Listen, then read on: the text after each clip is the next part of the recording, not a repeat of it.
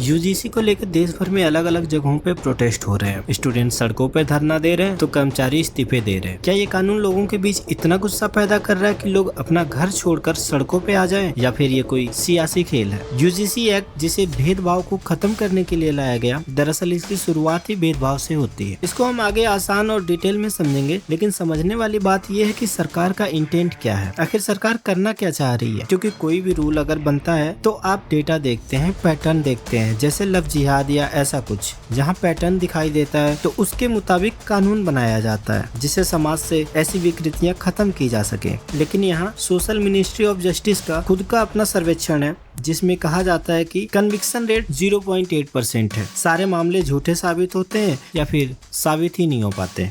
Colleges campus में UGC का खुद का डेटा, पूरे साल भर में 378 केस है। लगभग 3 करोड़ स्टूडेंट में 378 केस, मतलब 0.004%। और सरकार ने इसको आधार बना के कानून बना दिया। क्या इस कानून की मांग भी हुई थी? और डेटा के हिसाब से डिमांड तो दिख नहीं रही। कॉलेजेस में पुलिस का इन्वॉल्वमेंट भी होगी। पहले जब कुछ गंभीर परिस्थितियां जैसे मारपीट होने पे, किसी तरह का कुछ ऐसा वायलेंस जिसे कॉलेज खुद हैंडल नहीं कर पाता था, तब पुलिस इन्वॉल्व होती थी। लेकिन अब हर 15 दिन में कॉलेजेस को रिपोर्ट देना है पुलिस को। मतलब अब सिंपल सी टिप्पणी भी हो रही है किसी पे तो भी अब पुलिस का इन्वॉल्वमेंट होगा। और ये टिप्पणी आज से नहीं, पिछले 10 सालों में अगर देखें तो सुअर को जनेऊ पहनाना, कॉलेजेस में लिखा जाता है Brahman and Banias we are coming for you, ब्राह्मणों की कब्र खुदेगी, तिलक तराजू और तलवार, इनको मारो जूते चार। ये वोकल होके इतनी प्रताड़ना अगर किसी एक समाज को मिल रही है तो वो है ब्राह्मण। मैं ब्राह्मण नहीं हूँ, फिर भी मैं यहाँ ब्राह्मण और सवर्णों के साथ खड़ा हूँ, क्योंकि इनके खिलाफ सबसे ज्यादा सिर्फ बोला नहीं जाता, लिखा जाता है, प्रॉपर ग्राफिटी बनाई जाती है। और कॉलेज राजनीति को वेपनाइज करके, उसे हथियार बना के हर कोई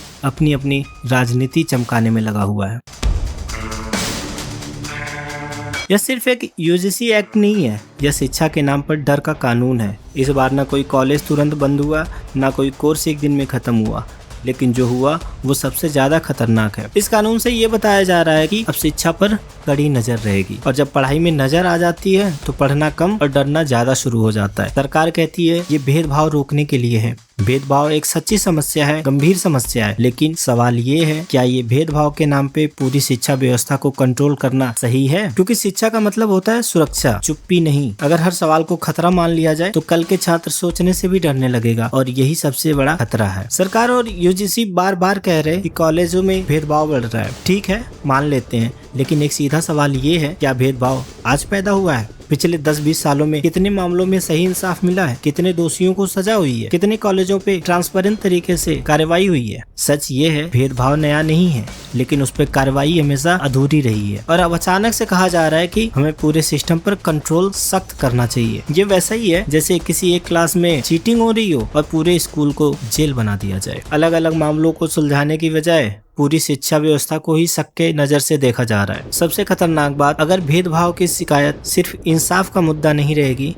वह ताकत का औजार बन जाएगी। जिसके हाथ में सत्ता होगी वही जांच करेगा, वही फैसला देगा। और जब जज, पुलिस और सिस्टम सब एक ही हो जाए तो इंसाफ नहीं, सिर्फ और सिर्फ सुविधा ही मिलती है। अब उन लोगों की बात करते हैं जो इस कानून के बाद चुपचाप बाहर हो रहे हैं। इस्तीफे। जो लोग सिस्टम के अंदर थे, जो शिक्षा की जमीनी सच्चाई जानते थे, जो शायद ये कहना चाहते थे कि भेदभाव का इलाज कंट्रोल नहीं है, वे अब वहाँ नहीं है। सरकार कहती है ये सामान्य एडमिनिस्ट्रेटिव चेंजेस है, लेकिन क्या सामान्य बदलाव में लोग डर के मारे कुर्सी छोड़ देते हैं? इस्तीफे का मतलब होता है या तो दबाव, या तो असहमति, या फिर आने वाले नुकसान का डर। जब शिक्षा से जुड़े लोग जिम्मेदारी छोड़कर निकल जाएं, तो छात्रों को समझ लेना चाहिए कि अंदर कुछ बहुत गलत चल रहा है। जो बोल सकते थे वो बाहर हो गए, जो बचे हैं शायद वो बोल नहीं पा रहे। यह चुप्पी इत्तेफाक नहीं, योजना है। सरकार का जवाब सीधा है, यह छात्रों की सुरक्षा के लिए बनाया गया नियम है। लेकिन सुरक्षा का मतलब सिर्फ आदेश देना नहीं होता, सुरक्षा का मतलब होता है भरोसा।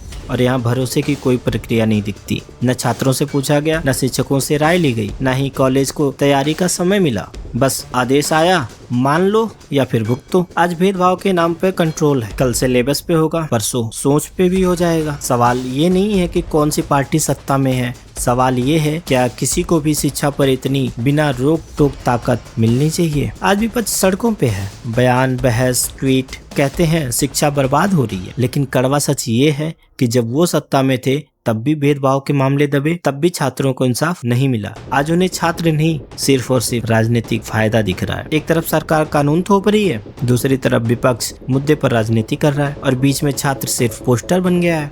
ना किसी के पास योजना है, ना ही जवाबदेही। छात्र पहले से ही कर्ज में है, फीस बढ़ती जा रही है, नौकरी का भरोसा कम हो रहा है, ऊपर से सिस्टम कहता है डिग्री का भविष्य नियमों पर निर्भर करेगा। अगर कल कॉलेज नियमों में फंस गया तो छात्र का क्या होगा? कोई जवाब नहीं। भेदभाव के पीड़ित को इंसाफ चाहिए, लेकिन इस कानून के बाद न इंसाफ साफ है, ना ही प्रक्रिया, सब कुछ फाइलों में बंद। ये वीडियो किसी पार्टी के खिलाफ नहीं है, यह ताकत के अंधे इस्तेमाल के खिलाफ है। भेदभाव सच्ची समस्या है, लेकिन उसके नाम पर पूरी शिक्षा को कंट्रोल रूम बना देना ये कोई सोल्यूशन नहीं है। आज अगर भेदभाव के नाम पर सवाल करना बंद हो गया तो कल शिक्षा सिर्फ आदेश मानना सिखाएगी। याद रखिए, सरकार बदल जाती है, विपक्ष का रोल भी चेंज हो जाता है, लेकिन अगर एक पीढ़ी की शिक्षा प्रयोग बन गई तो फिर उसका नुकसान हमेशा के लिए होगा। इसीलिए बोलिए, सवाल उठाइए, चुप मत रहिए, क्योंकि जो शिक्षा पर चुप रहा वो कल सिर्फ नियम मानेगा, अपना भविष्य तय नहीं करेगा। बाकी इस वीडियो में इतना ही, मिलते हैं अगली वीडियो में, तब तक के लिए गुड बाय।